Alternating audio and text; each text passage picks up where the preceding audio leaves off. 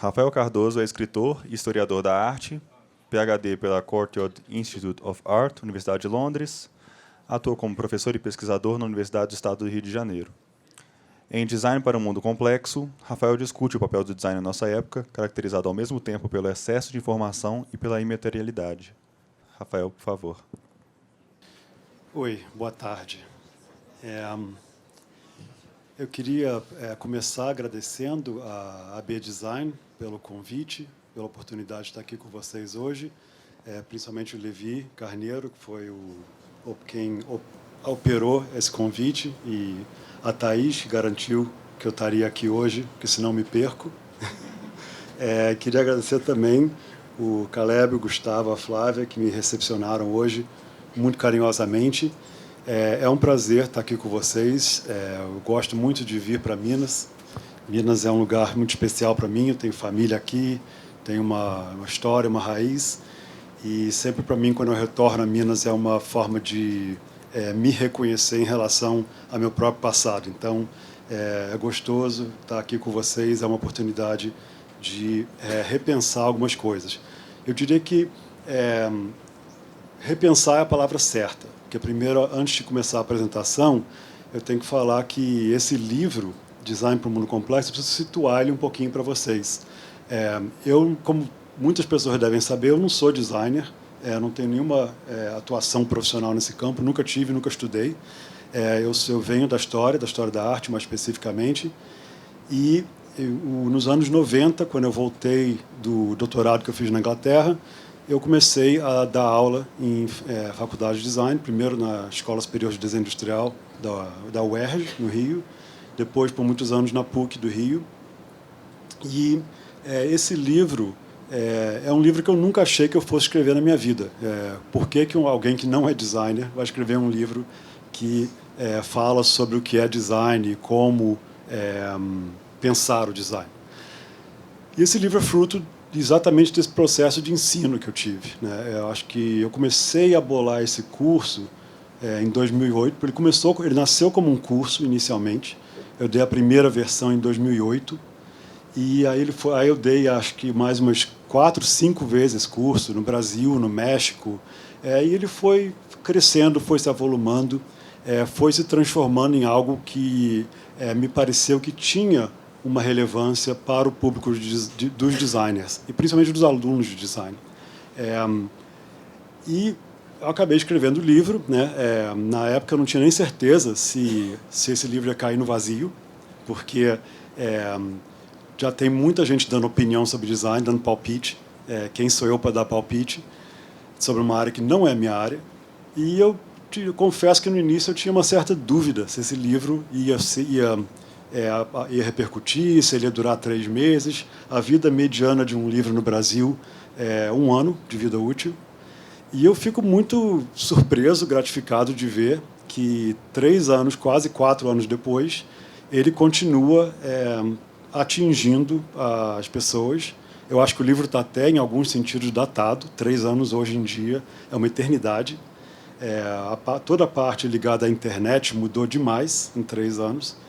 Não sei até que ponto aquele pensamento ainda é relevante, mas eu vejo que o livro consegue atingir pessoas, e as pessoas, a resposta que eu tenho tido do público é muito encorajadora, e eu humildemente quero agradecer a vocês por estarem aqui hoje para ouvirem o que eu vou falar sobre esse tema.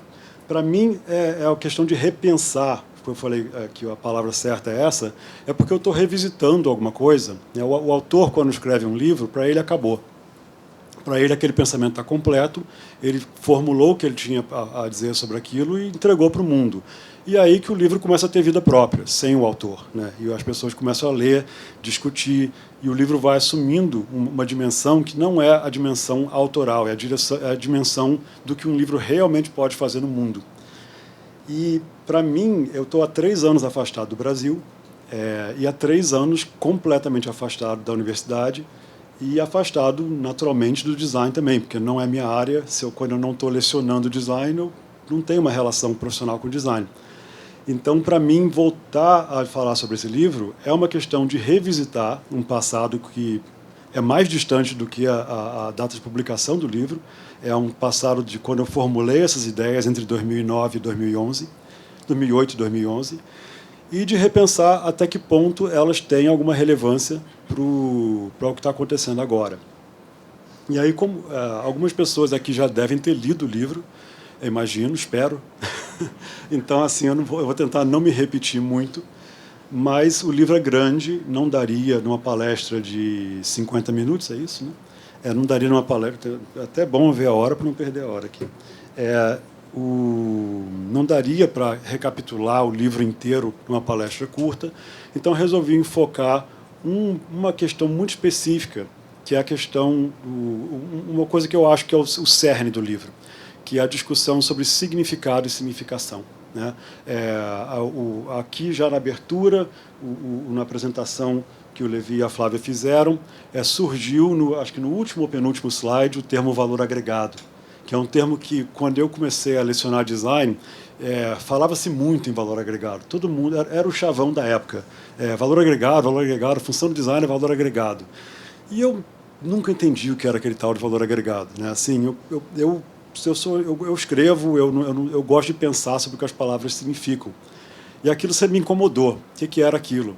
Então, comecei, ao longo dos anos lecionando design, a entrar nessa questão do que é o valor, do que é o significado. Porque eu acho que essa é essencialmente a questão que se posa para o designer ao fazer o projeto, é entender o significado, né?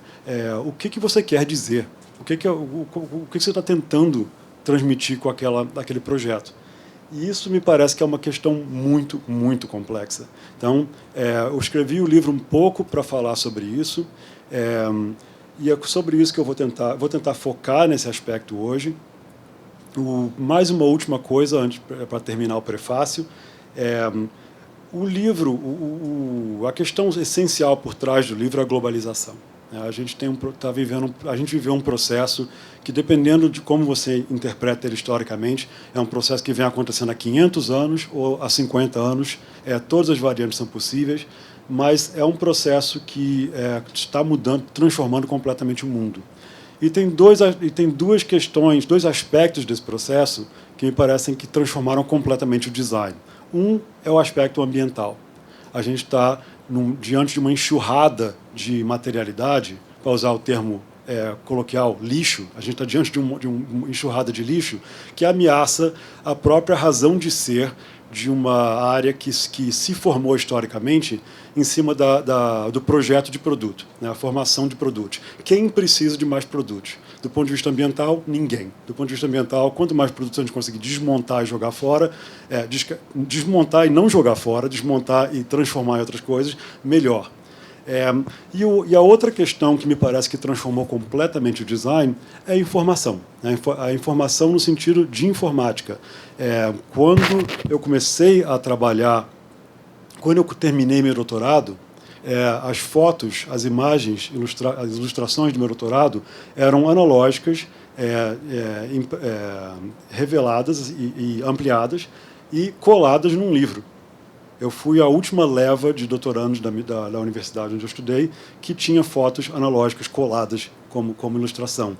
No próximo ano já entrou o scanner e o digital. Isso foi em 96. Eu entreguei 95. Eu entreguei em dezembro de 95. E quando eu escrevia, quando eu estava na faculdade, eu escrevia meus trabalhos em máquina de escrever. Quer dizer, eu não sou tão velho assim, estou com 51, não chego a ser idoso, nem... Não estou ainda pensando na aposentadoria, e, no entanto, eu já venho tecnologicamente de um outro mundo, um mundo que não existe mais. E quando eu comecei a lecionar design, eu percebia que a maioria dos professores era como eu, vinham do tempo analógico, do tempo da ampliação fotográfica, do tempo do lápis azul e da régua T, e eles queriam ensinar isso para os alunos. E eu olhava para aquelas pessoas e falava, meu Deus, assim, em que mundo essa pessoa vive? Porque eu via que o mundo estava mudando, e eles estavam querendo ensinar um tipo de educação em design que vinha, para ser bem específico, como historiador, vinha dos anos 60. Né? Não se repensava a pedagogia em design nesse país, não se repensou a pedagogia entre os anos 60 e os anos 90. E aí começou a grande transformação, começou a ocorrer dos anos 90 para cá.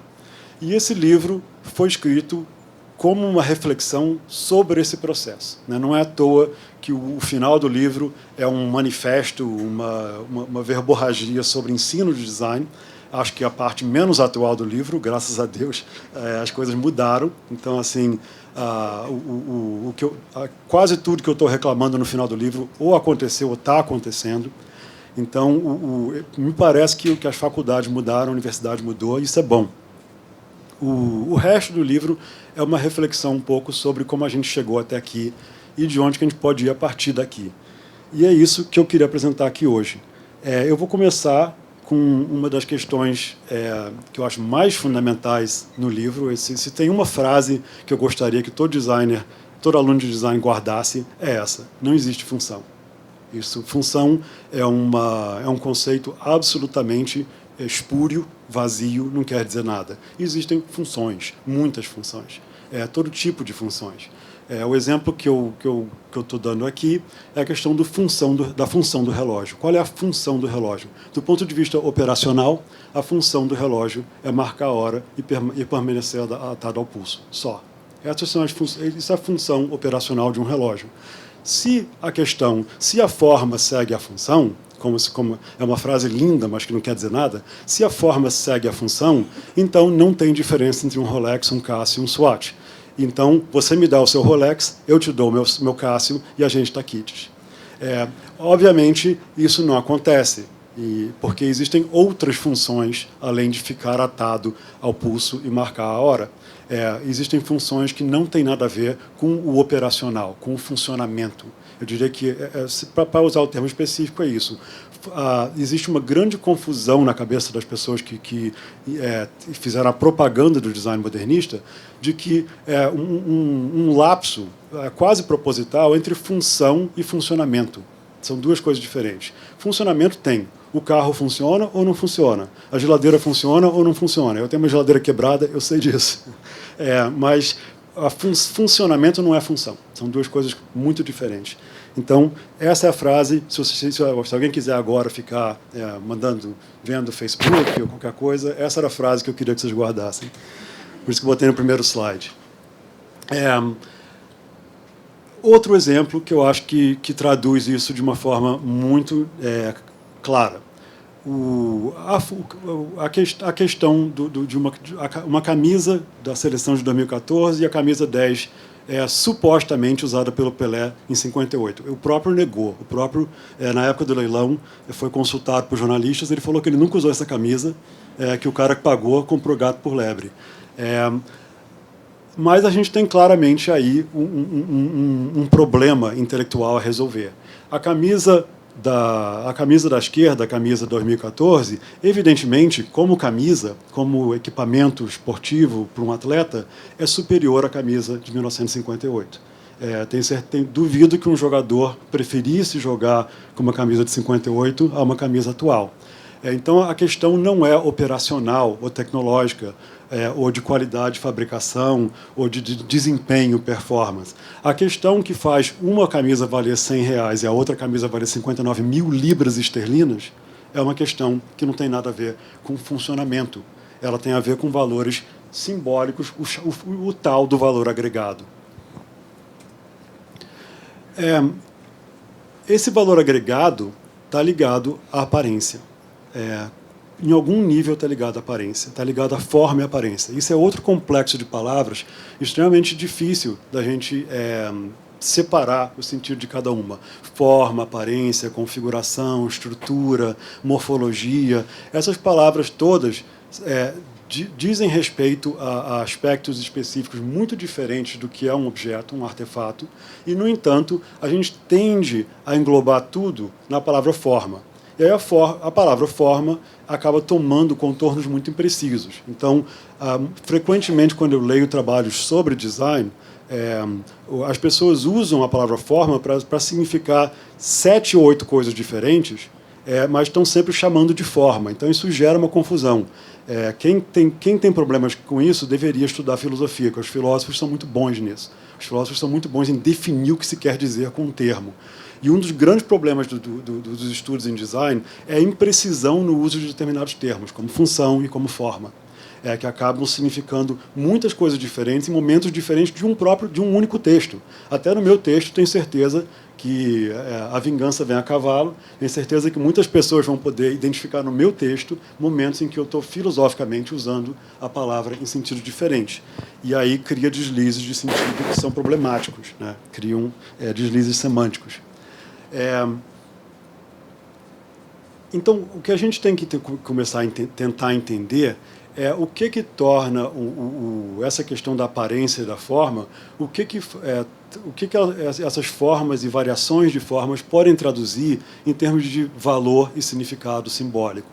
Por que você pegar uma mesma sandália de borracha, ou de plástico, melhor dizendo, e fazer ela ter uma cor diferente, ou botar a alça numa posição diferente, vai alterar o quanto você pode cobrar por ela. Isso é uma coisa extraordinária. O outro dia, a gente chegou no Brasil, semana passada, primeira coisa, comprar Havaianas novas, porque as velhas já estavam todas detonadas. Aí a gente entra numa loja de Havaianas, e quando eu era criança, isso mais uma coisa do tempo analógico, do século XX, quando eu era criança, a Havaianas era uma só. Custava equivalente de, sei lá, R$5 hoje. E você entrava na loja e comprava, e a sua opção era ter a azul, a preta ou a vermelha. Agora você entra numa loja de Havaianas e tem 30 mil modelos diferentes. Todos eles têm preços diferentes, embora seja mais ou menos a mesma coisa. Claro que eu sei que tem diferenças, algumas são de materiais diferentes, mas são mais ou menos equivalentes entre si. Do ponto de vista de fabricação, o custo de fabricação delas não é tão... O leque do custo de fabricação não é tão grande, e, no entanto, o leque de preço no ponto de venda é enorme. E mesmo aquela do centro, a Havaiana... Como é que é a clássica, a tradição? Como é que eles chamam ela? Essa custa hoje mais ou menos o dobro. O economista teria que fazer o cálculo direitinho. Mas, pelo meu cálculo intuitivo, o modelo antigo custa mais ou menos o dobro hoje do que ele custava nos anos 70, para o consumidor, em termos de custo. Isso é interessante. Isso é uma marca que conseguiu, de fato, alavancar uma transformação da sua percepção no mundo. A Havaianas hoje é uma marca mundial. Quem diria, né? Assim, eu me lembro de Havaianas ser um negócio que a gente não podia usar. A minha mãe me falava assim, você não pode sair de Havaianas. Era assim, que era um negócio assim ruim. E agora é um negócio buscado no mundo inteiro. Você comprar um par desses na Europa está hoje na faixa de €40, se eu não me engano. Faz o cálculo aí. Aí eu quero entrar nessa questão de como os objetos significam, né? Que cara eles têm. Por que a gente olha para determinado objeto e sabe, de imediato, ele diz ao que veio. O sapato protetor para ambiente radioativo é um clássico. Eu acho assim magnífico, é um sapato que, por mais que você descontextualize ele não perde o sentido dele, né? Você podia até usar ele para sair na noite, né? Imagino que seria possível, seria concebível alguém usar isso num outro contexto completamente diferente, mas ele não vai perder essa cara que ele tem de hospital e de laboratório e de ambiente radioativo. Ele nunca vai perder essa cara. Eu diria que o Crocs é próximo, mas, enfim. E o outro, eu adoro esse exemplo, já está muito datado, mas eu adoro esses cigarros Death, né? Eles foram uma controvérsia imensa na Inglaterra nos anos 90. O cara lançou, e as pessoas que disseram que ele era hipócrita, que ele era cínico, que ele era uma pessoa péssima, ele falava, por quê? Eu sou o único que fala a verdade. Os outros todos vendem a morte e não falam. Eu vendo a morte e falo, é morte. O cigarro não vingou. É interessante isso. Ele foi uma moda, ele vendeu uma época num determinado meio, e aí sumiu, acabou. E era um cigarro interessante. Eu nunca fumei. O indivíduo, inclusive, doava parte dos lucros para a pesquisa de câncer de pulmão. Era uma marca bastante arrojada para a época dela. Isso é o que os teóricos em design, eu não me considero um deles. As pessoas eu já fui chamado de designer, de teórico em design. Eu sou simplesmente historiador, e estou tentando aplicar meus conhecimentos históricos a essa área, tentar pensar ela contextualizada no longo prazo. Eu acho que isso é uma dimensão que, às vezes, o profissional da área não tem noção da história da área. Então, o que eu estou tentando fazer é isso. Os teóricos de design mesmo, aqueles que vivem disso e pesquisam isso e fazem experiência em laboratório, eles, às vezes, usam o termo semântica do produto. Outro termo também usado é retórica dos objetos. A ideia de que você poderia pegar conhecimentos semióticos de linguagem e aplicar a análise do artefato não linguístico, né? Assim, você pensar o que fala o objeto, o que diz o objeto, análise de discurso sem o discurso. É um método controverso até hoje. Ele tem altas e baixas. Às vezes ele está na moda, às vezes ele está fora de moda. Hoje ele está fora de moda. Ninguém quer fazer semântica do produto. Me parece que é uma área que tem potencial, mesmo assim, mesmo estando fora de moda. Eu diria que você olha para um produto desses, a fotozinha ruim com fundo, uma galinha cesto de ovos de galinha de época, né? Ela é dos anos 70, se não me engano, essa aí, 60, 70, e a outra é a releitura recente dela.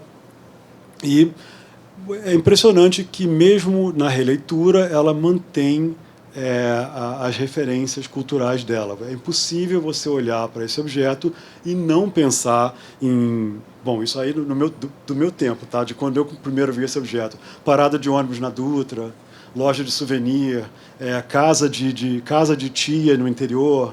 É impossível você não associar esse objeto, você tendo um repertório brasileiro. Tá? Claro que se um chinês olha para isso, ele não vai ver nada disso. Mas a gente, olhando para esse objeto, vai imediatamente associar ele a um contexto de uso, a uma situação de uso e até mesmo a um período histórico. Então, mesmo quando você faz a releitura, entre aspas, né, para usar o termo completamente errado, moderninha, quando você olha para a releitura da direita, você não consegue deixar de associar isso a um contexto que não é nada moderninho, é bem antiguinho, é bem roça, e a ideia de um Brasil profundo, que também é um mito construído, isso é outra conversa. Mas me interessa aqui pensar como que um objeto pode ficar carregado de significados apenas por questões formais de aparência. É claro que isso tem a ver com o uso. Eu acabei de matar a charada na própria abertura, né? A gente associa uma forma a um significado por causa de questões de uso e repertório. Mas isso é interessante porque o design os designers no nível profissional, industrial, fazem isso também, né? Então, todo produto é signo. Isso é uma coisa que eu insisto nesse ponto. O pessoal da comunicação, quando eu falo isso, começa a ficar remexendo a cadeira, eles ficam todos nervosos. Mas o produto é signo, o artefato é signo, o artefato é informação. Então, quando você olha para uma poltrona dos irmãos Campana, você pode amar, você pode odiar, mas imediatamente você sabe que é Irmãos Campana, e você sabe que Irmãos Campana quer dizer alguma coisa no mercado, tem um significado, é grife, já menos hoje do que talvez 5 anos atrás. Mas o que eu acho interessante, esse exemplo está no livro também, o que eu acho interessante, quando os Irmãos Campana estavam acontecendo em termos de grife, e a Grendene convidou eles para fazer sandálias Melissa, o que eles fizeram? Isso eu achei uma sacada bem interessante do ponto de vista de semântica do produto. Eles pegaram uma aparência característica que era associada a uma poltrona deles e traduziram ela para a sandália. Então, você pode ver que a Melicinha Campana, ela remete a essa poltrona vermelha Campana, que era o objeto mais conhecido deles em termos de repertório público. Então, quando as pessoas pensavam em Irmãos Campana, nessa época que lançaram as Melicinhas, eles pensavam na poltrona vermelha.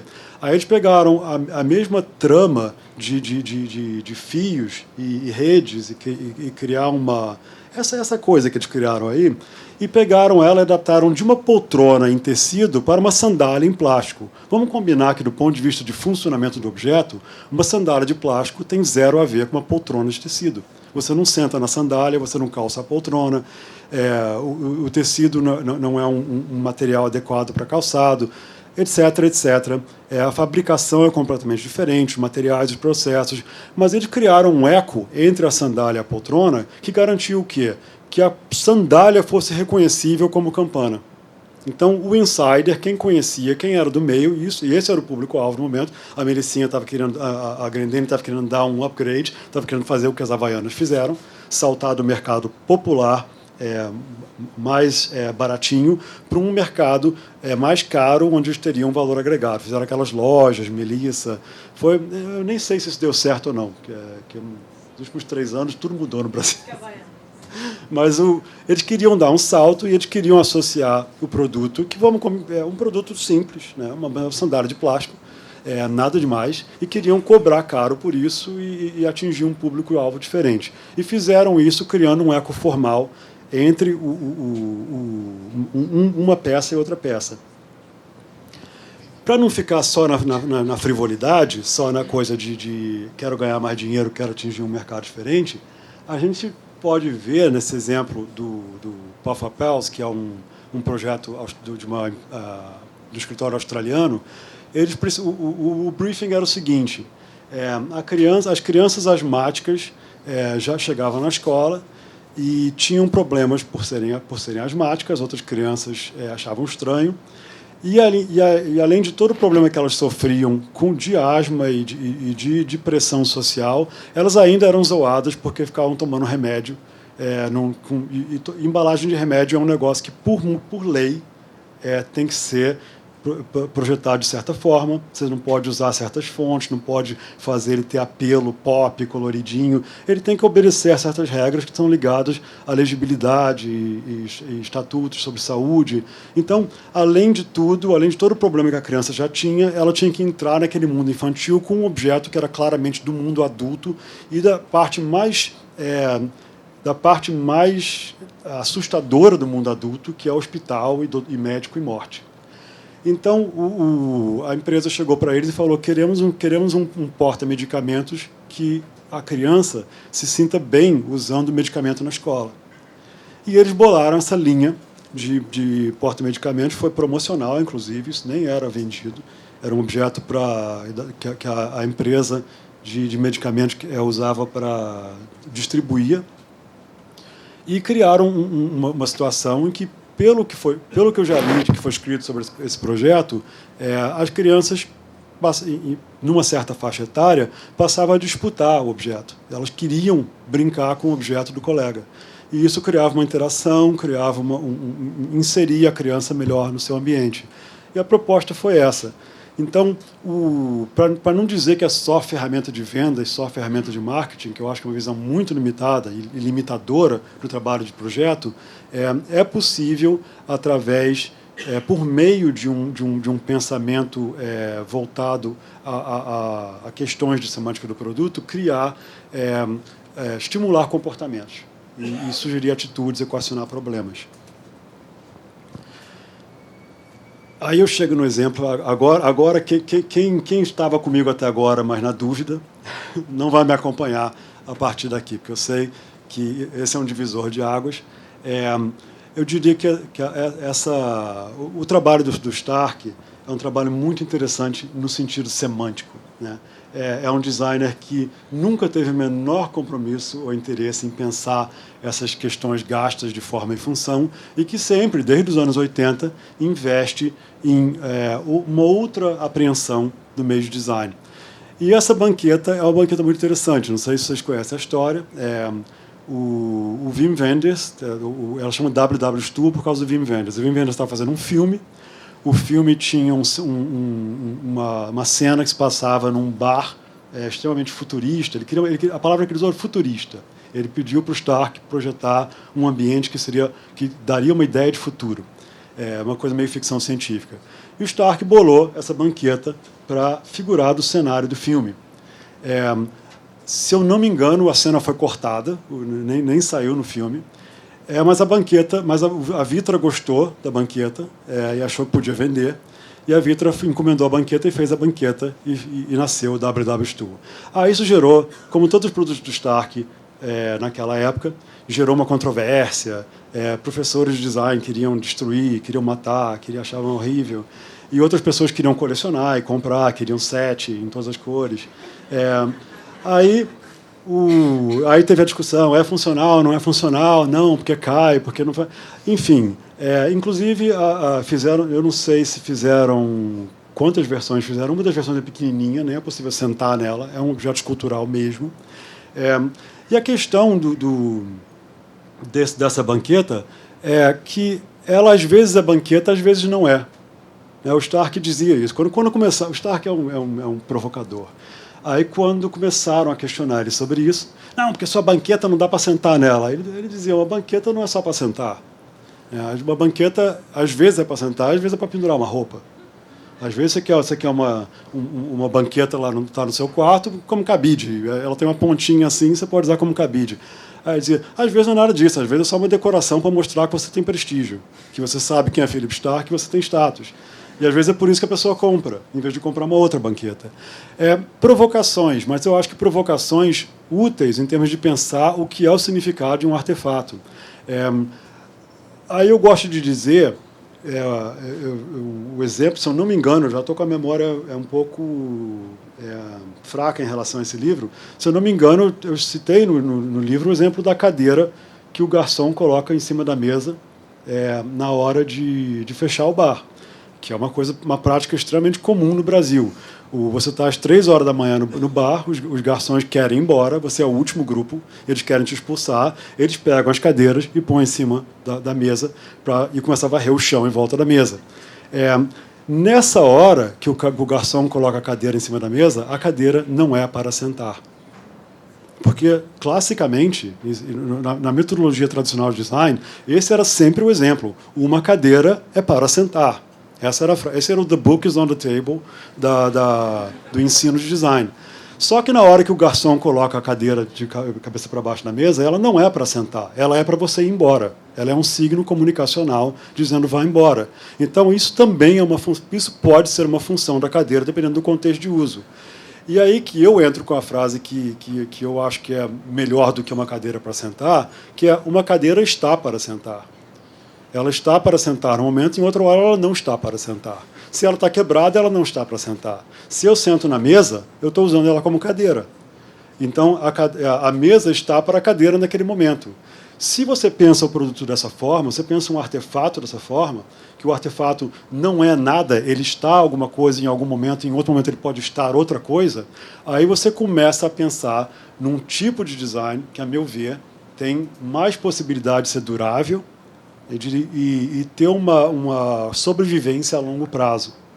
Mal ou bem, os objetos do Stark, para a eterna frustração de algumas pessoas, continuam em uso e continuam vendendo. E as pessoas não estão comprando porque são burras, estão comprando porque querem. E querem por quê? Porque tem aquele objeto, aquele artefato se abre para uma multiplicidade de significados. E aí entra a questão X. Esse é o problema. Eu não tenho resposta, tá? Eu não vou dizer que eu tenho resposta. Eu tenho perguntas que podem nos levar a pensar melhor, a formular melhor a pergunta. Mas eu não tenho resposta para essa pergunta. Essa é a pergunta Tostini, chave X da história da arte. Como os objetos significam? A gente não sabe. Tem muitas teorias. Porque eu acho que eu coloquei aqui o exemplo da tipografia, porque eu acho que o exemplo da tipografia é o exemplo mais instrutivo em todo o meio do design. Por que uma mesma coisa, um símbolo que representa a letra Q ou qualquer outra letra, por que tem infinitas variantes desse símbolo? Infinitas formas de expressar isso visualmente. Por quê? Porque, assim, não sei se ninguém aqui tem idade para isso. Tem uma coisa chamada funcionalismo que existiu no século passado, e eles diziam que a tendência natural dos artefatos era encontrar uma forma tipo, que, eventualmente, com a evolução do design da sociedade, os artefatos teriam uma única forma, teria uma cadeira, a cadeira perfeita, teria uma garrafa, a garrafa perfeita, teria uma letra Q, a letra Q perfeita, no caso era helvética. e eles achavam que isso ia ser a tendência do futuro. Esse foi o maior erro que eles cometeram em toda a história do design modernista, foi a previsão funcionalista das formas tipo. Porque, ao contrário, o que aconteceu foi que quanto mais a sociedade industrial evoluiu, em termos de... E isso não só no mundo capitalista, no mundo comunista, em qualquer lugar. Quanto maior a evolução da sociedade industrial, maior a diversidade de formas que são ofertadas. E maior a demanda por formas novas. Isso é uma questão que precisa ser discutida.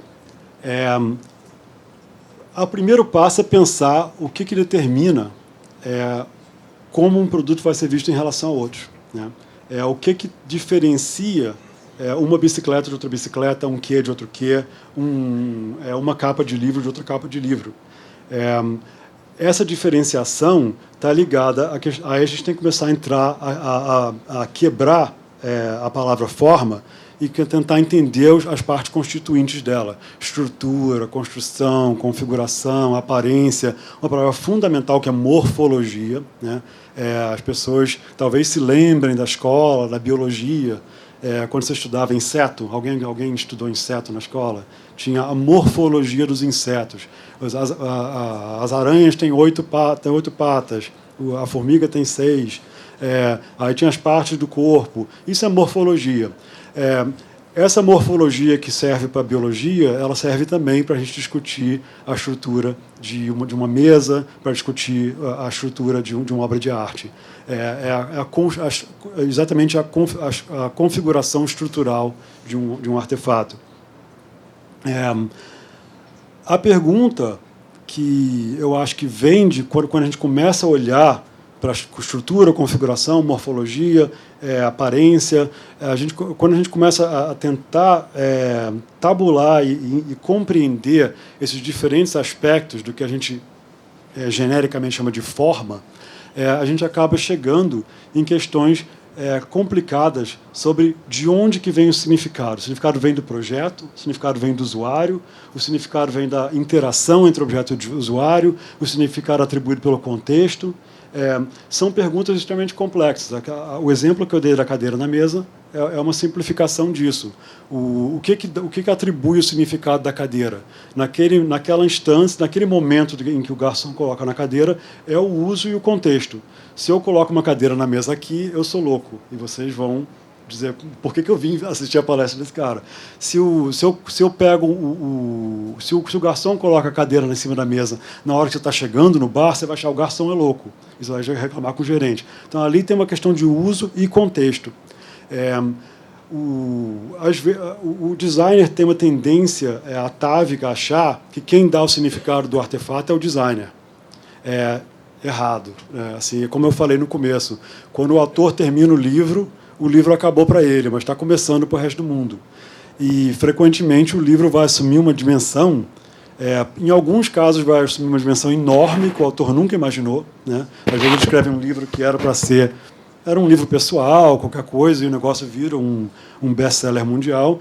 E, na maior das vezes, ele escreve um livro que ele acha genial, e daqui a uma semana está no sebo esquecido.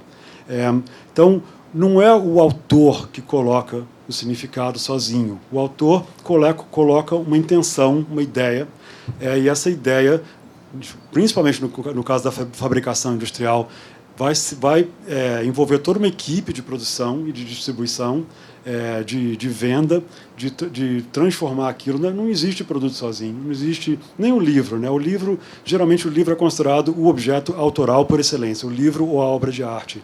Mas não adianta um artista fazer uma obra de arte se ele não tem onde mostrar ela, se ele não tem como expor, se não tem um fotógrafo para fotografar, para jogar aquilo online, para ter um público. Entre o autor e o público, existe todo um processo, todo um caminho, toda uma rede de distribuição. E essa rede, às vezes, atribui muito mais significado ao objeto do que o próprio autor. Às vezes o autor fala, não reconheço minha própria obra, né? Ela virou outra coisa. Isso acontece muito quando você faz sucesso. Quando alguma coisa entra, cai na boca do povo, vira pop, aí costuma deturpar muito o significado que o autor tinha em mente. O exemplo que eu gosto de usar para confundir as pessoas. É esse exemplo aqui do unicórnio. É um teste simples, mas muito difícil de responder. Você tem um filho. Você tem um filho de 2 anos, 2 para 3 anos. O filho foi na loja e viu o boneco do unicórnio à direita. E você prometeu que você ia dar esse boneco para ele depois, mas não naquele dia, mas depois, se ele lembrasse. Aí ele lembrou. E ele fala: papai, eu quero o boneco do unicórnio, aquele boneco do unicórnio que a gente viu. E aí você vai para a loja e você chega lá e fala: cadê aquele boneco de unicórnio que tinha aqui? E a vendedora: ih, vendeu, era o último, não fabrica mais. Aí você fala: meu Deus, o que eu vou fazer? Né? Porque a criança pediu seu aniversário, o que você vai fazer? E você prometeu. Aí a vendedora fala: ó, a gente tem esse outro boneco aqui de pônei. Aí você fala: tá. Aí você fala: eu vou dar uma chegada aqui na loja ao lado e ver se eles têm. Aí você vai na loja ao lado e você fala: tem unicórnio? Tem boneco de unicórnio? A vendedora fala: boneco de unicórnio não tem, mas tem essa estampa de unicórnio. E aí as horas passam, e você sua, e você está buscando online, não acha nada. E você tem que decidir entre o boneco de pônei e a estampa de unicórnio, ou voltar para casa de mãos abanando. Qual que você escolhe? Esse é o teste. Esse é o teste para pensar sobre de onde vem o significado do artefato. Ele vem da estrutura, porque claramente, estruturalmente, morfologicamente, operacionalmente, todos esses aspectos aí, o boneco do pônei é mais parecido com o boneco do unicórnio, porque ele é um boneco, a criança pode pegar, pode brincar, pode botar no meio da brincadeira. A estampa não vai interagir com os outros bonecos. Por outro lado, você pode chegar em casa e a criança fala: papai, eu te odeio, sei lá, eu queria um unicórnio, não um pônei. Você entende a diferença entre um unicórnio e um pônei? A estampa é um unicórnio. E fica mais difícil ainda, para complicar a vida dos funcionalistas, unicórnio não existe. Então a gente está falando de signo puro, representação pura, não tem referente. Então a gente está falando de boneco versus imagem e onde está a relação entre eles. Só para fundir a cabeça de vocês. Eu não tenho resposta, tá? Eu estou perguntando essa pergunta há alguns anos e não estou mais perto de uma solução para o meu problema. Sorte que eu não tenho filho, muito menos de 2 anos. O que esse exemplo ilustra é o processo de significação. Né? Significação é um processo. Significação não é uma coisa. Significação devia ser pensada de forma processual. Uma coisa alimenta a outra. Elas existem, para quem já foi surfista, como um diagrama de yin-yang. Né? O forma e significado, significante e significado na semiótica, se alimentam mutuamente, se constroem mutuamente no tempo. A construção do significado é um processo que vai mudando. Como se fosse um diagrama de yin-yang rodando como uma roda numa linha do tempo. Né? Então, aquilo está sempre mudando, as posições estão sempre invertendo. Como eu falei, a cadeira está para sentar num momento, no outro momento ela não está mais para sentar, um pouco mais adiante ela está para sentar de novo, no outro momento ela está para expor num museu como um objeto de grande significado histórico. E num outro momento ela pode estar para sentar de novo. Essa questão do tempo, eu acho que é muito importante a gente pensar melhor. Né? Os objetos evoluem no tempo. A gente não pensa sobre isso. O designer, de modo geral, quando vai projetar qualquer coisa, ele vê os similares no mercado. Né? Esse é um procedimento bastante comum. Você vai projetar um negócio que nunca projetou antes, você faz uma pesquisa de mercado e vê como os outros são projetados. O problema disso é que os outros são projetados a partir de uma história. Então, nada vem do nada. As coisas têm uma origem, têm um porquê de ser.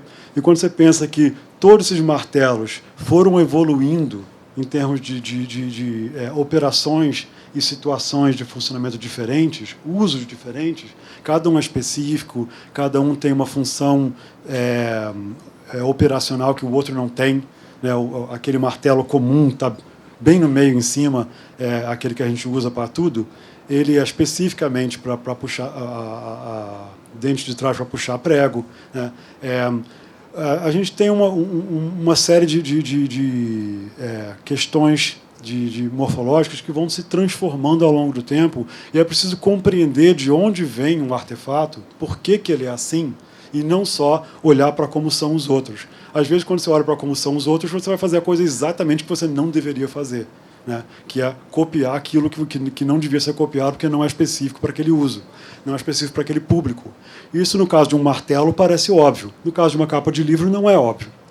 Quando você vai fazer uma capa de livro, e você olha como são os livros do concorrente, e você faz algo parecido, você acabou de matar aquele livro. Então, isso é um fato conhecido no meio editorial. Você não pode fazer o livro parecer com os livros do concorrente. Se você fizer isso, você perde a possibilidade do livro ter uma vida própria, dele ter uma relação diferencial com o público, no momento que ele está naquela prateleira, naquela bancada, junto com 100 outros livros. E, infelizmente, parece óbvio, mas toda vez que eu entro numa livraria, de cada 100 livros, 50 têm a mesma cara, porque todos estão tentando seguir o mesmo estilo, o que está na moda naquele momento. Acho importante pensar, e isso é uma lição que vem da chamada semântica do produto, né? Tinha um autor que era muito popular muitos anos atrás, que é o Klaus Krippendorff, e o Krippendorff dizia que os artefatos não existem isoladamente. Os artefatos existem em populações, que eles interagem uns com os outros e com os usuários e com o ambiente, com o contexto. Então, tem coisas que ficam fora de contexto. Se eu tivesse aqui, sei lá, praticamente qualquer coisa fora de contexto numa situação de palestra. Se eu tivesse aqui uma gaiola de passarinho, seria fora de contexto. Seria estranho, chamaria atenção para ela. Se eu tiver aqui sei lá, uma outra jarra d'água diferente, não vai atrapalhar em nada. Esse conjunto de objetos que estão no slide são objetos que costumam conviver. Eles fazem parte de um mesmo ambiente, de uma mesma situação, de um mesmo uso, de um mesmo público. Qualquer ambiente, qualquer artefato desses poderia facilmente estar num café numa grande cidade no mundo. No entanto, quando eles são produzidos por indústrias diferentes. A mesma fábrica não faz a revista que faz o açúcar, o que faz o açucareiro. A mesma fábrica não faz o café que faz o cigarro. Então, cada uma delas vai contratar um escritório diferente, um designer diferente, um projetista diferente. E qual é o resultado disso? Os objetos são pensados de modo estanque. Então, o cara que projeta o cigarro, ele não está nem aí para como se projeta a interface do Kindle. E, no entanto, se você começar a pensar que essas duas coisas coexistem em relação a um público e um ambiente, um uso, aí você começa a projetar diferentemente. Aí você começa a criar diálogos entre artefatos que, em princípio, não teriam nada a ver, né? O que uma revista tem a ver com um isqueiro? O que uma revista tem a ver até com um leitor de texto eletrônico? Ao contrário, a indústria tende a ver os artefatos em oposição. Esse é meu concorrente. Eu preciso fazer uma revista que não tem nada a ver com leitor de texto eletrônico. No entanto, não são necessariamente concorrentes, em alguns sentidos são complementares. E, frequentemente, uma área inteira vai perder posição por entender errado qual é o propósito dela no mundo. O caso clássico, o caso que foi usado nos anos 50 e 60 para fundamentar o marketing no mundo de hoje, é o caso de como os estúdios de cinema rejeitaram a televisão. Os estúdios de cinema viram a televisão como concorrente e quiseram incrementar cada vez mais o cinema para tentar...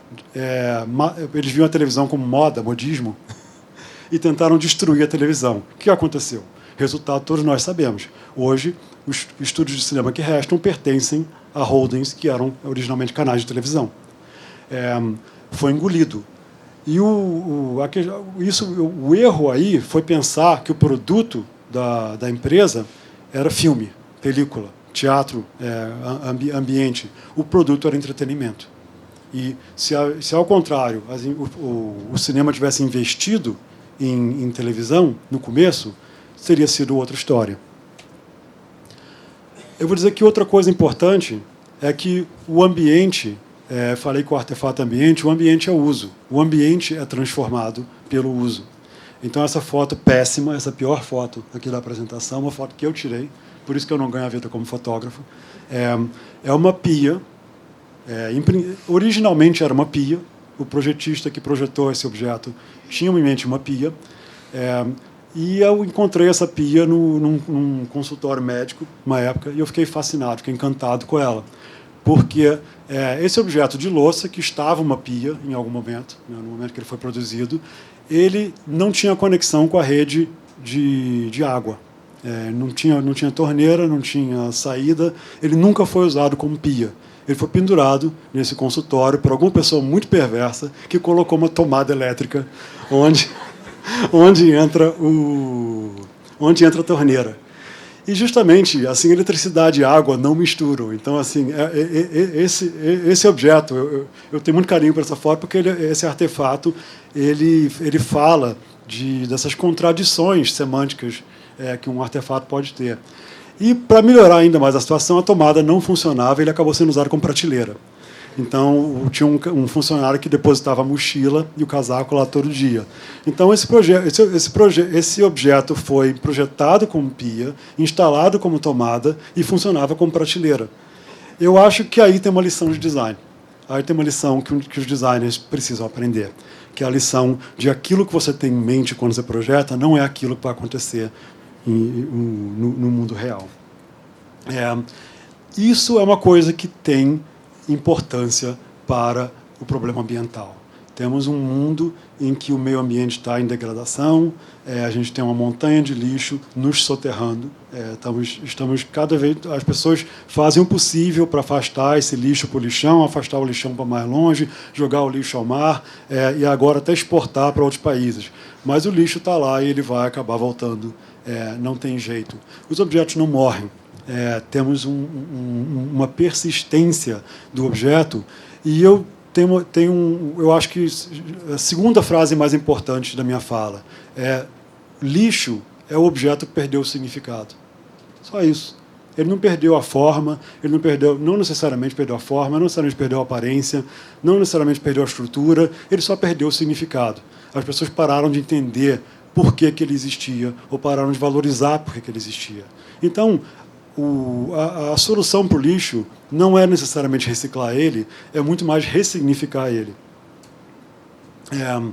Isso acontece no dia a dia, no nosso ambiente brasileiro. É muito comum ver como as pessoas transformam artefatos, adaptam artefatos para outros usos. Essa gambiarra é uma característica bem, até no momento, atualmente, eu acho que supervalorizada na cultura brasileira. Ela já foi subvalorizada, agora está supervalorizada, agora está na moda fazer gambiarra. Tudo que a gambiarra é considerado lição projetual, também menos. Não é bem assim. O que eu acho interessante é que quando um designer pensa dessa forma, pensa no pós-uso, pensa na transformação do objeto após seu primeiro uso, você tem possibilidades muito interessantes. Qual é a função de uma garrafa? Para o funcionalismo. Para o funcionalismo, o professor diria, qual é a função da garrafa? O aluno ia responder em coro, conter líquidos. Não. A função de uma garrafa é conter líquidos até o momento que o líquido foi esvaziado da garrafa.